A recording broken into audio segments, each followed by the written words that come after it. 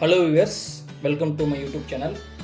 நாம் தொடர்ந்து இந்தியிலுடைய மெய் எழுத்துக்களை பார்த்துட்ருக்கோம், உயிர் மெய் எழுத்துக்கள் சேர்த்து பார்த்துட்ருக்கோம்.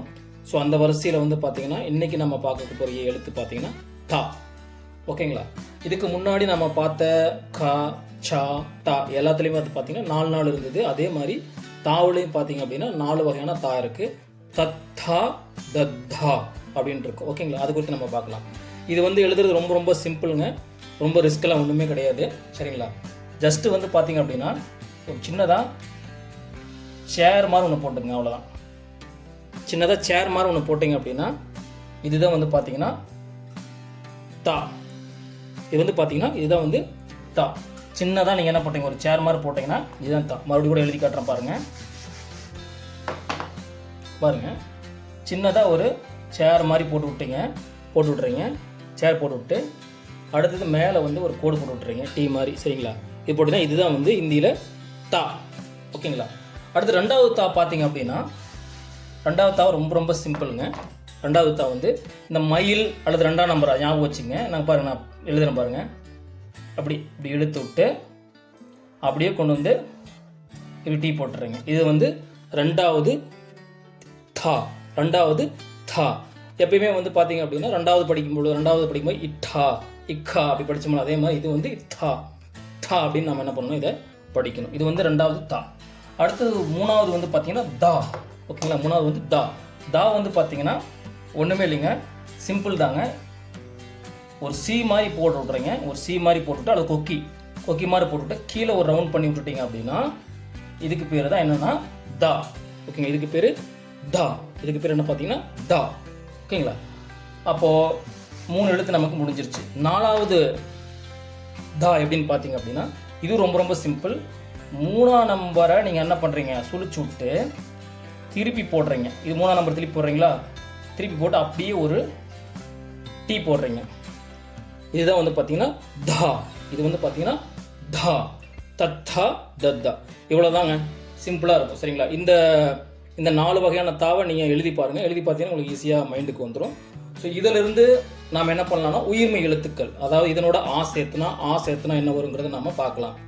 எப்படின்னு சொல்லி பார்த்தீங்கன்னா ஏற்கனவே நம்ம இதை நடத்தியிருக்கேன். அதாவது தத்தா, தித்தி, துத்து, தெத்தே, தை அந்த மாதிரின்னு வச்சுங்களேன். அதாவது நம்ம காக்கி சொல்கிறோம்ல, அதே மாதிரி நம்ம உயிர்மை எழுத்துக்களை என்ன பண்ணணும், இதுக்கு எழுதணும்.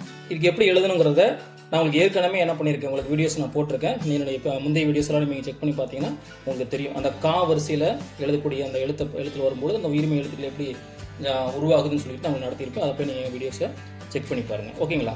சரி, ஓகே. இதில் வந்து பார்த்தீங்க அப்படின்னா நாம் இன்றைக்கி நான் இப்போ வந்து என்ன பார்த்துட்டோம் அப்படின்னா தத்தா தத்தா பார்த்துட்டோம். ஸோ இதில் இருந்து உருவாகக்கூடிய எழுத்துக்கள், இதிலிருந்து உருவாகக்கூடிய இதிலிருந்து உருவாகக்கூடிய வார்த்தைகளை குறித்து நாம் என்ன பண்ணலாம் பார்க்கலாம். இது எப்படி சொல்லி பார்த்தீங்க அப்படின்னா இங்கே பாருங்கள், இது வந்து என்னங்க தாங்களா. அடுத்தது இது வந்து தா. அடுத்தது இது வந்து தோ. ஓகேங்களா? அடுத்தது இது வந்து தா. அடுத்தது வந்து பார்த்தீங்க அப்படின்னா கால் வாங்கினியா தா. அப்போது தோத்தா. தோத்தா அப்படின்னா என்ன அர்த்தம்னு சொல்லி பார்த்தீங்க அப்படின்னா கிளின்னு அர்த்தம். தோத்தா அப்படின்னா என்னன்னு பார்த்தீங்க அப்படின்னா கிளி. தோத்தா அப்படின்னா கிளின்னு அர்த்தம். ஞாபகம் வச்சுக்கோங்க. ஓகேங்களா? அடுத்தது பாருங்க, இது 3வது தா. இது 3வது தா. ஓகேங்களா? கால் வாங்கினீங்க அப்படின்னா தா. அதே மாதிரி இன்னொரு டைம் போடுங்க. தா, தாதா. தாதா அப்படின்னா தாதானா தாத்தான்னு அர்த்தம். சரிங்களா? தாதா அப்படின்னா தாத்தான்னு அர்த்தம். தாதா அப்படின்னா தாத்தான்னு அர்த்தம். தாத்தா பாட்டி சொல்கிறோம் தெரியுங்களா, அந்த தாத்தா. சரிங்களா?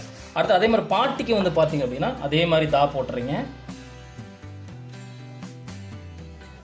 இது என்னங்க, இந்த பக்கம் நீங்கள் ஃபவுண்டைன் மாதிரி அதாவது இழுத்து விட்டீங்க அப்படின்னா இது தி. சரிங்களா? தாதி. தாதி அப்படின்னா பாட்டின்னு அர்த்தம். தாதினா பாட்டின்னு அர்த்தம். ஓகேங்களா? அடுத்தது பாருங்க, தா. கால் வாங்குறீங்க தா. அடுத்து தோ. சரிங்களா? தோ அப்படின்னா 1 2 3 4 அப்படி சொல்கிறோம்ல, 2ஆம் நம்பர் தான் வந்து தோன்னு நம்ம இங்கே பார்க்குறோம். சரிங்களா? இந்த மாதிரி தான் நம்ம என்ன ஆகும்னா நம்ம அந்த மெய்யெழுத்துக்கள் தாவனுடைய மெய்யெழுத்துக்கள் கற்றுட்டு உயிர்மெய் எழுத்துக்களோட அது எப்படி ஃபார்ம் ஆகுதுன்னு நம்ம புரிஞ்சுக்கிட்டோம் அப்படின்னா அதுக்கப்புறம் வந்து பார்த்தீங்கன்னா எப்படி வார்த்தைகள் உருவாகுது அப்படிங்கிறத நீங்கள் என்ன பண்ணிக்கலாம் தெரிஞ்சுக்கலாம். இந்த வார்த்தைகள் உருவாகிறத நீங்கள் தெரிஞ்சிட்டிங்கனாவே பேசும்பொழுது எளிமையாக பேச ஆரம்பிச்சிருவீங்க, எழுத ஆரம்பிச்சிருவீங்க, இந்தி எழுத்துக்கள் பார்த்தா படிக்க ஆரம்பிச்சிருவீங்க. உங்களுக்கு இன்னும் ஸ்பீடாக மட்டும் இல்லைங்க, நிரந்தரமாக உங்கள் மனசில் என்ன ஆகும்னா இது நல்லா பதிஞ்சுக்கும். நீங்கள் ஆழமாக எளிமையான முறையில் என்ன பண்ணுவீங்க, இதை நீங்கள் கற்றுக்குவீங்க. ஓகேங்களா? இந்த வீடியோ உங்களுக்கு பிடிச்சிருந்தா ஷேர் பண்ணுங்கள், லைக் பண்ணுங்கள், சப்ஸ்கிரைப் பண்ணிடுங்க. ரொம்ப நன்றி.